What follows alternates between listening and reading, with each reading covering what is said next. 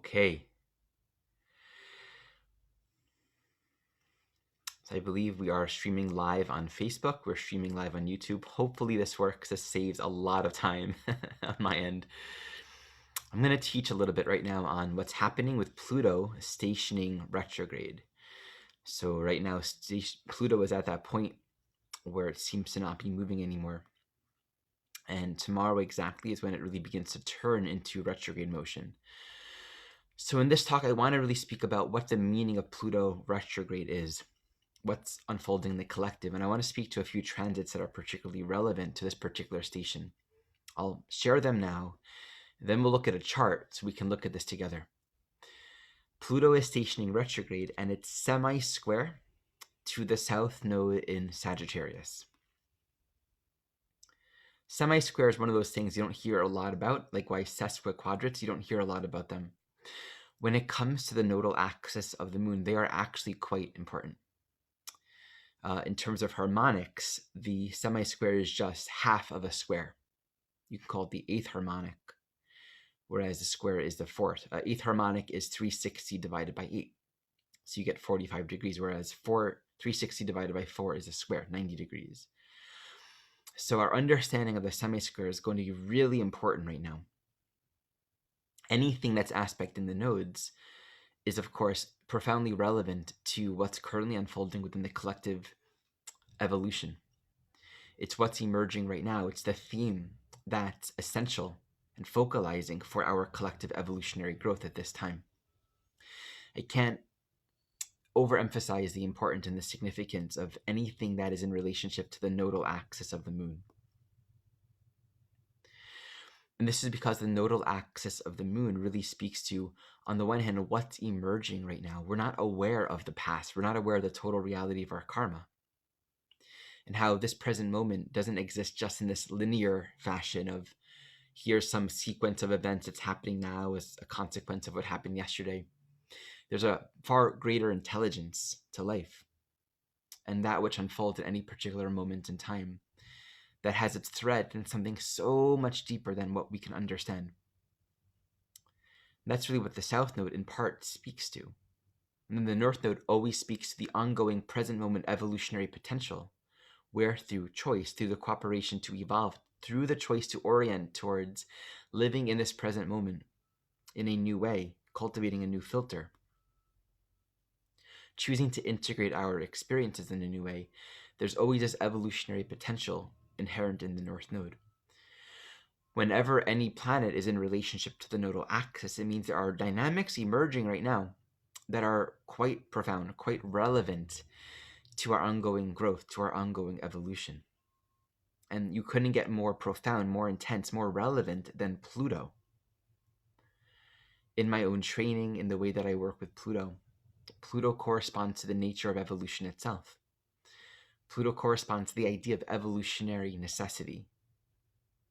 That evolution is what's happening here. Everyone, everything is growing. And the fact of existing in time, having experience, means there's a consciousness seeking to realize itself through all of these experiences. There's an underlying process of self-realization occurring for all of us. And along that journey, we are all trying on different hats. We are all exploring what it's like to land here in this human experience and say, I'm going to have this experience, pursue these kinds of desires, and manifest these particular challenges, all to chip away at my consciousness to realize more of what I am. And there's an aspect to evolution where we become more than we realize, right? I have more capability, more potential, more strength than I knew. I can go for this thing, do this thing. And we also have this aspect of evolution that's, I don't need to hold on to this. I can let go, I can shed. There's a very important facet to our evolutionary growth where we actually realize our soul sovereignty through life experiences confronting us with our psychological limitations, areas that we're just not aware of, areas where we're holding on to security and power and safety. And life will be like, you can't have that anymore. That's not going to work for you. It's not going to get you anywhere. Actually, I'm not plugged in. Let's see how that goes. And these kinds of experiences can easily lead to a profound sense of victimization, jadedness, a psychology of hurt, closing up. Or it can be a deep portal to understand, what is this inviting within me? How is this a portal to evolution? You can think of the death card in the tarot, right, where oftentimes really challenging experiences can be manifesting. And the conscious ego structure doesn't really know what this is about. Why is this happening? What's the evolutionary purpose in all of this? It just might feel really hard. Right? The plutonian experience is often the thing we don't want to happen most is the thing that happens. In fact, often the thing that we don't want to happen most is the thing that we will subconsciously manifest or bring into our life. Out of this sort of interesting quality of compassion, to not stay still, to not stay put in our own evolutionary growth. Oftentimes, a lot of challenges and psychological confrontation are just to push us to move on, to grow into who we are beyond what we knew. There's an element to which we're not going to make certain choices on our own unless instigated. It's absolutely true. I can tell you this in the test study of my own life and so many people that I've worked with. We often just need to be instigated through life experiences, events, circumstances that we wouldn't consciously choose, right? But these events, circumstances, experiences, what unfolds will elicit within us things that we don't want to face. We wouldn't willingly step into it. In fact, just the nature of the lunar archetype, when you think about the nodes of the moon, it says we need some sort of reference point for security, and no one wants to embrace too much change too quickly. And so there's a part of evolution where the conscious ego structure, which is in fact symbolized by the lunar nodes in part, right? How I know myself to be, the well-organized construct of self that allows me to say, okay, here is my ground of stability. We're not going to choose things that are going to make us too uncomfortable. So evolutionary imperative, evolutionary law, evolutionary will, evolutionary truth comes in, and it's going to push us in ways that are often just uncomfortable. And I do feel that this is one of those times when I was looking in the transits, and I'm like, what is it? And I said, okay, Pluto stationing retrograde. Okay, that makes sense. That's sort of often a heightened, put your finger on the pressure point kind of energy, and we'll talk about that. But I was looking at the aspects, and when I noticed that Pluto is basically stationing in a very tight, within a degree, semi-square to the south node, and that south nodes are interesting because sometimes the nodes will move, 2 or 3 degrees in a couple weeks. Sometimes it'll stay in 1 degree for a couple months. And it's basically doing that. It's not going to be moving more than a degree until August. It's moving very little bit right now. It's going to be at 10 degrees, 40 something minutes for several weeks, I think. So right now, the south node at 11 degrees Sag and moving backwards to 10, very slowly. Pluto at 26 Capricorn moving backwards through 26 to 25 very slowly. Basically, they're both moving backwards at a very slow rate, maintaining a very tight semi-square. So we've been in it for a while as Pluto has been stationing retrograde, and as the south node has been moving towards an exact semi-square with Pluto. In fact, the exact semi-square is already passed, but it's just sort of still orbiting in that field. I would say we're just beginning to taste the medicine of this. So let's look at the chart. I'll show you this, and I will then give some more clarification and share some insight into the nature of this archetype and what I see unfolding over the next period of time. So here's my screen, the chart of the moment. This is right now April 26th in Sonoma. So you have Pluto. For those that aren't aware, in the Solar Fire program, when Pluto is stationing, it's a black S, and it's just sort of slowing down from going direct to going retrograde, and then it becomes a red S when it's kind of crossed that threshold into official retrograde world. It's closer to the retrograde than it was into the direct, we can say. So tomorrow, officially, it'll actually begin to go retrograde. So as I mentioned, we have this Pluto going retrograde semi-square to the south node. To calculate a semi-square or a sesquiquadrate really quickly, Basically, take a conjunction or an opposition and add or subtract 45 degrees. So, and to add or subtract 45 degrees, just add 15 and then 30. So it's 15 and then the next sign. Just a little quick mnemonic way that I do it. So 15 plus 11 is 26 Sag, plus 30, 26 Capricorn. And I just want to show you that we're going to see Pluto up until October.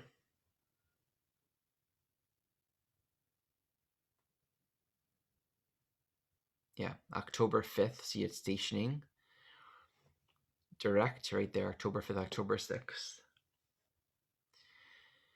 So you can kind of just think of this window right now and just hold this perspective that there is a Pluto retrograde journey manifesting right now from here until October. So let's tune into the energy of Pluto retrograde.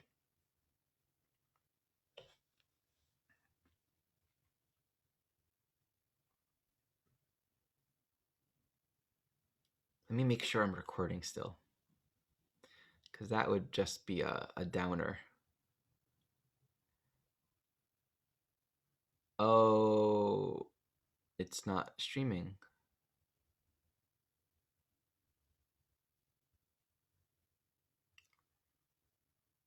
I'm wondering if I'm streaming on Facebook still. It says I'm still live. Okay. I sure hope I'm still live. Well, I'll let someone comment to help me know if I am in fact still live on Facebook. I'm going to start recording it manually here just in case I can't record. I can record, yeah. Okay, so I'm still live on Facebook, I hope, and I'm recording here just in case. So let's tune into the energy, the nature of Pluto retrograde in general. When anything goes retrograde, that point is stationing within consciousness. So there's a natural reflection, introspection, a tuning within relative to that planetary function. So Pluto retrograde invites us to look at the very places that we actually don't want to look at. How do you do that? Sometimes you just have to. I mean, you don't have another choice. And that's where Pluto represents fundamentally the choice between cultivating a victim consciousness, which means our attention will resonate, will gravitate towards a state of blame, hurt, victimization, jadedness, distrust. Or, and this is not about suppression, and this is an issue with Pluto and Capricorn, because it can feel like a wellspring, like a huge amount of suppressed content and a history of, in whatever ways we felt psychologically weighed down or impeded or blocked from living in our own authority, from feeling that the doors are open for us to be who we are.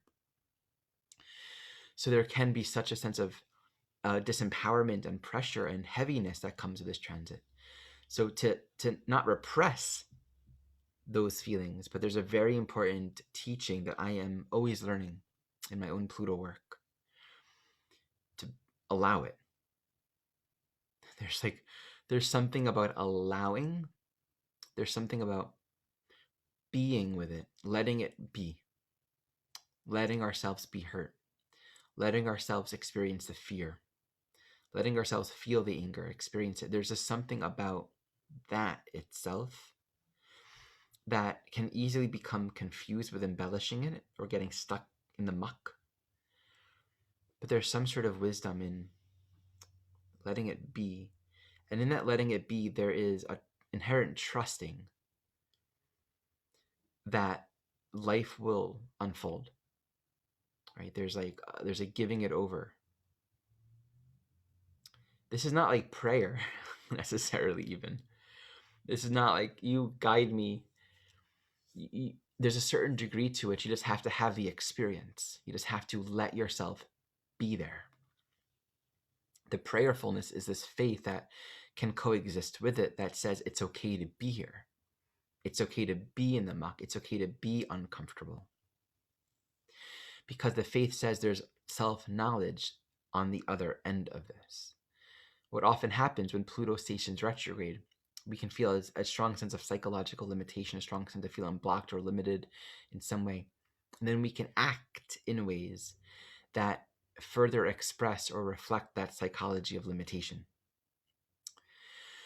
Pluto says this psychological energy needs to move somehow. So there's an invitation in the Pluto retrograde, first and foremost, relative to retrograde. You can't just continue moving in the same direction that you've been moving prior. It can feel like there's just too much stimulation. There's too much content to just normalize. It asks you to know, what is your deepest commitment? What is your highest alignment? What does it look like to live in the way that demonstrates alignment, clarity, empowerment, and awakeness, even while feeling what you're feeling? To do your work in the world, to show up with greater clarity and compassion and passion and purpose, to treat others how you would want to be treated, to demonstrate a life that reflects Capricorn, your deeper knowing of ethic, your deeper knowing of right and wrong, even when there's a sense of, and it can be, I want to just fall off this earth, Pluto in Capricorn. I want to get tight and constricted in anger and hurt. There's something that's sort of inviting the possibility of, what does it look like to go in the dark, have no compass or guide outside of you, where it seems like nothing is in your favor, and to trust that. This will look differently for everyone. And what I want to emphasize in the Pluto retrograde experience, it's very often marked as an involutionary process. This is something very useful that Jeffrey Wolf-Green has taught. That involution reflects the idea that as we're shedding an old form, an old identity, we have to let it die. We have to let it fall away. So involution is similar to how a caterpillar will enter the chrysalis phase. And there's something very potent. You really can't control outcome. You can't control life and keep everything the way you want it to be. I want everything to be like this. I want to feel this way around this person. I want this person to treat me this way. I want these experiences to end up this way. I want these things to happen in my life. We really can't control this often. And it's not because we're being punished. Pluto, in its retrograde motion, especially right now, can just be a turning point into a greater evolutionary process. It's just beginning, where we are in fact called to go in on a deeper level than we've known. And we just have to allow that. Right? But we have our life happening still. We're all playing our evolution. Most of us aren't going to be retreating into a cave. Most of us can't do that, or shouldn't necessarily do that. So there's something about being able to embrace this internal process while being present for the work that we need to do. And this is where I want to give attention to the specific aspect of Pluto semi-square to the South Node. So in case this wasn't shared originally, I'm going to share this again, just to demonstrate that. Here's Pluto right now stationing retrograde semi-square to that South Node. And once again, they're both moving backwards very slowly. That South Node's basically stationing around there for the next several months. Until August, it's going to be between 10 and 11 degrees. Very tightly in a semi-square to Pluto. So this is a very important dynamic to speak to. Let's tune into it.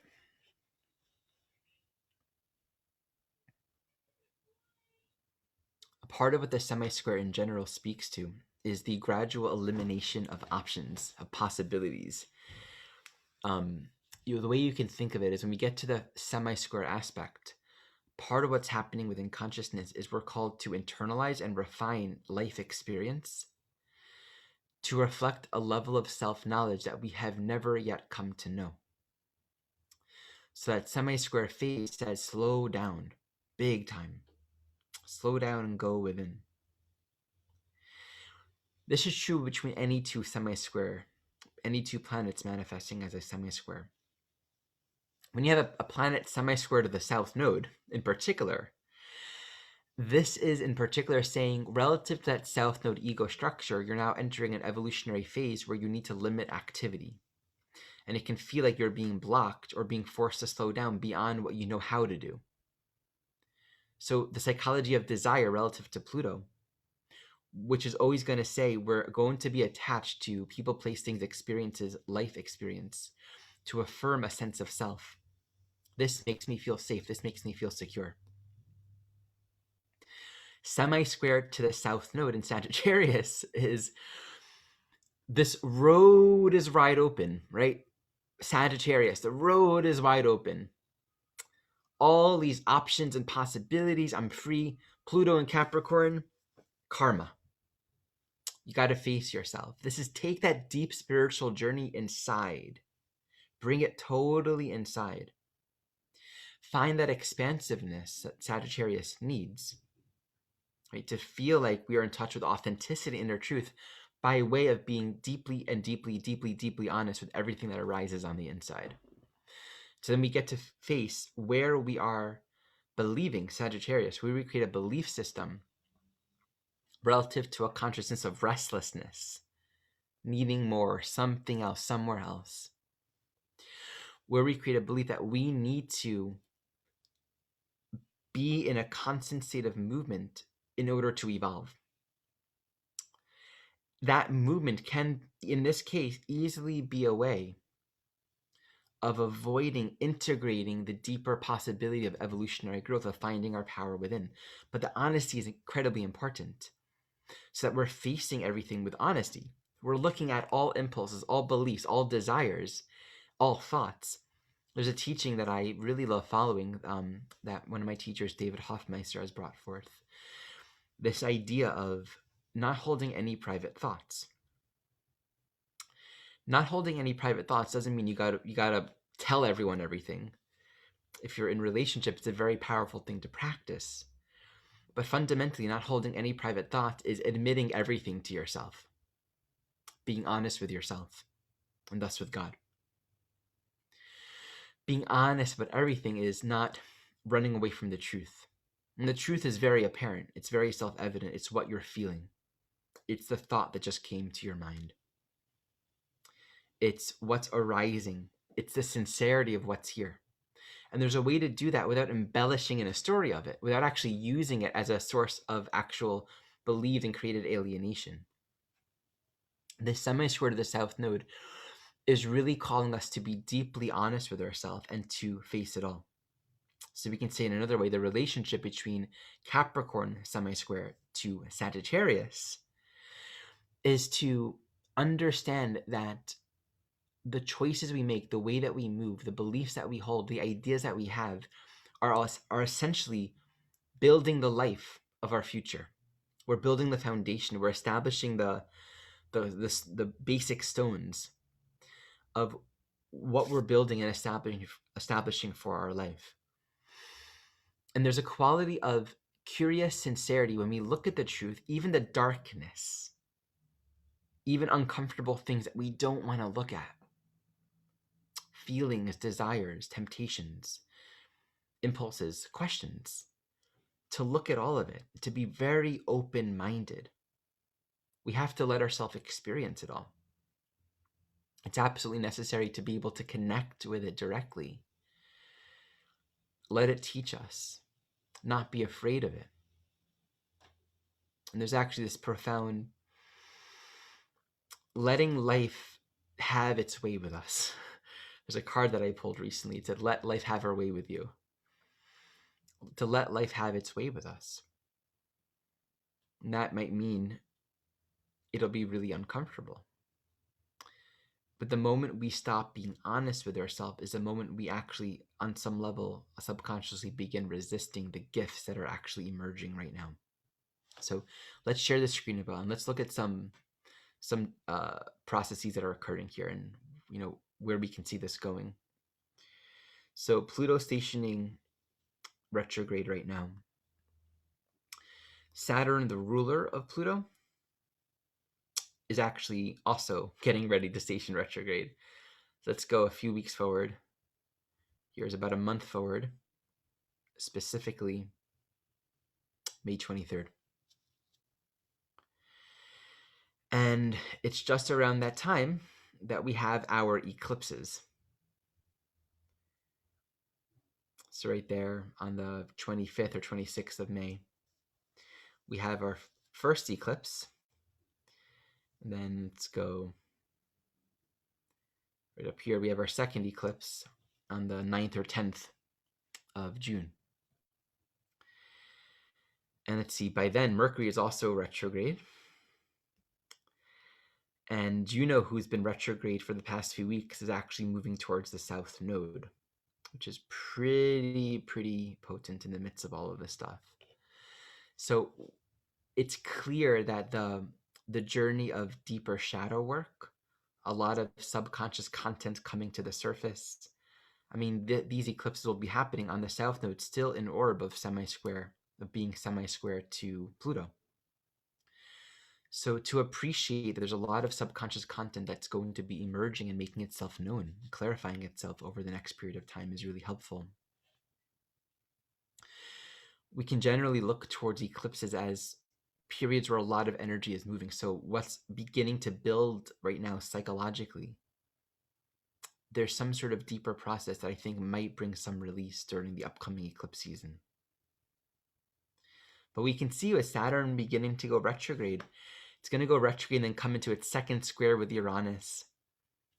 So we're in the beginning of course, there are always cycles manifesting after cycles.